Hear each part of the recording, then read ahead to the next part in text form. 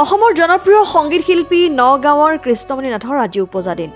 জীৱনৰ 52টা বসন্ত অতিক্ৰম কৰিলে শিল্পীগৰাকীয়ে। তেওঁৰ উপজা দিনটোত শিল্পীগৰাকীৰ নগাঁৱৰ বাসগৃহত অনুৰাগীসকলে কেক কাটি পালন কৰিলে উপজা দিনটি। প্ৰায় কেইবা সহস্ৰাধিক গীতত কণ্ঠদান কৰি অসমীয়া সংগীত জগতলৈ অন্য মাত্ৰা প্ৰদান কৰিছে কণ্ঠশিল্পীগৰাকীয়ে।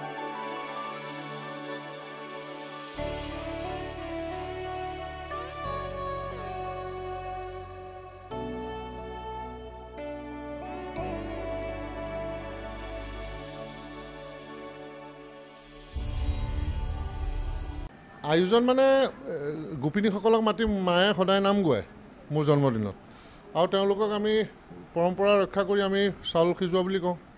আমি ভোজ খুৱাওঁ মানে। আজি তেওঁলোকক এসাঁজ খাবলৈ মাতিলোঁ আমাৰ অঞ্চলৰ গোপিনীসকলক নামঘৰৰ। তাৰ লগতে মোৰ বন্ধু বান্ধৱসকল আহিছে আৰু গানধাৰ আহিছে, সংগীত শিল্পী মঞ্চ, বেলেগ অনুষ্ঠান, তোমালোক আহিছা। এনেকৈ আহি মানুহখিনি ইয়াত আহি একত্ৰিত হৈছে মোক মৰম চেনেহ আশীৰ্বাদ দিবৰ কাৰণে। আৰু এনেকুৱা আশীৰ্বাদ পালেনো কাৰ ভাল নালাগে। সেইকাৰণে মই সকলোকে মই কৃতজ্ঞতা, শ্ৰদ্ধা আৰু মই ধন্যবাদ জ্ঞাপন কৰিছোঁ। ইয়াৰ পিছৰ কাৰ্যসূচী আছে, এইটো নিশাৰ ভাগত হ'ব। এই সাংস্কৃতিক অনুষ্ঠানটোৰ বিষয়ে খুব বহলাই ক'ব নোৱাৰিম।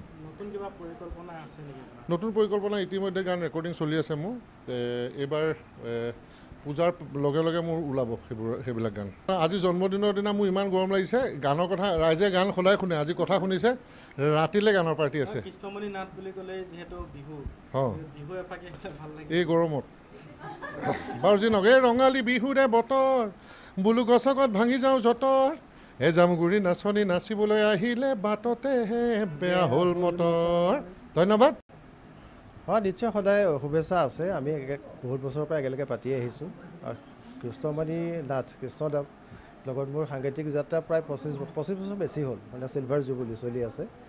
গতিকে আমি দুয়োজনে লগ হৈ অসমৰ ৰাইজৰ বাবে, অসমৰ ৰাইজে মৰম কৰি লোৱা আমাৰ বহু গীত আপোনালোকে সকলোৱে জানে। গতিকে আমাৰ এটা জুতি সকলোৱে কৃষ্ণমণি দুলুমণিৰ জুতি বুলিয়ে জানে। আৰু গতিকে আমি আনকিনত মানে কৃষ্ণদাৰ সৈতে কিমান কাম কৰিছোঁ মোৰ হিচাপে নাই, তথাপি 100 এলবামৰ ওপৰত হ'ব আৰু ব্যক্তিগতভাৱে কৰা বহু এলবাম আছে। আৰু অনাগত দিনতো আমি যিমান পাৰোঁ অসমৰ ৰাইজৰ বাবে ভাল ভাল গান কৰাৰ চেষ্টা কৰিম।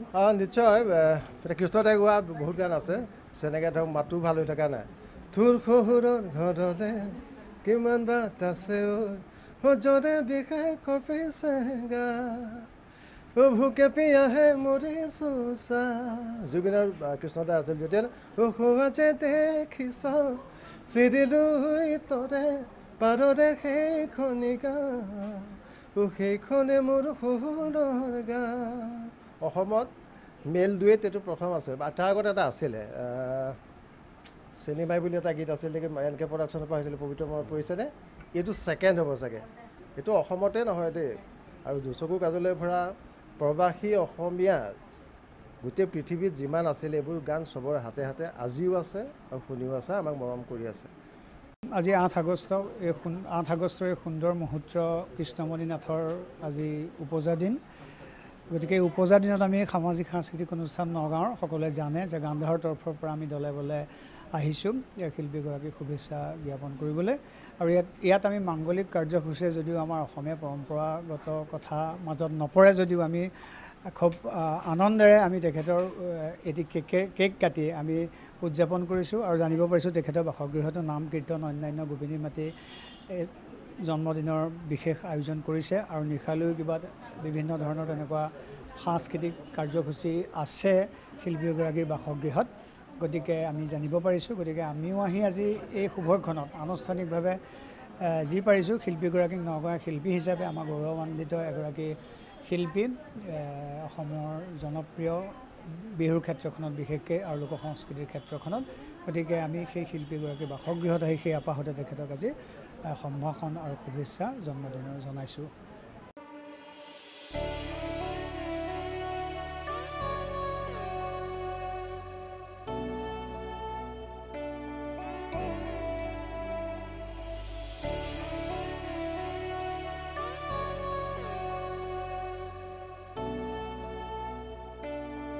নগাঁৱৰ পৰা বিভূতি বৰা ৰিপৰ্ট, ডেমক্ৰেটিক আছাম।